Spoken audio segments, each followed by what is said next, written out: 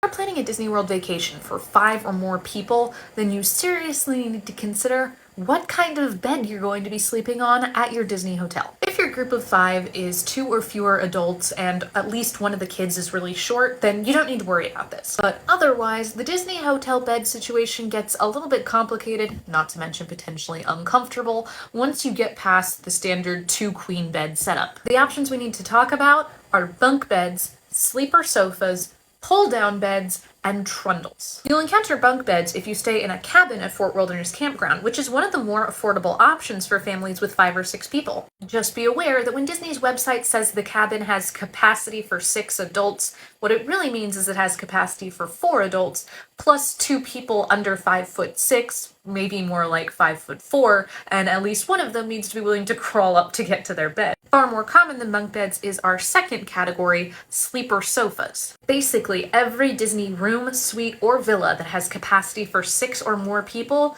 is going to have at least one sleeper sofa. I personally do not recommend these sleeper sofas for an adult back. On the other hand, surprisingly, our third category of pull-down beds are pretty comfortable. Just because a room says that it has 1 or 2 pull-down beds, don't assume that adults can't sleep on them. Last and probably least are trundle beds, which are what you're getting if you're staying in a room that says it has a 5th sleeper. These are twin beds that fold down from the wall and they're only 48 inches long, kind of like on a cruise ship. So if you've got a teenager of average height or more, or a 5th adult who needs some back support, that 5th sleeper is not going to cut it for them. This is kind of a shameless plug since I'm a travel agent, but the bed situation is actually one of the big reasons I suggest that groups of many adults get a travel agent. Because maybe Disney is going to tell you that that room can accommodate your group size, but it really doesn't. If you decide that getting a large enough Disney room or villa just isn't in your budget,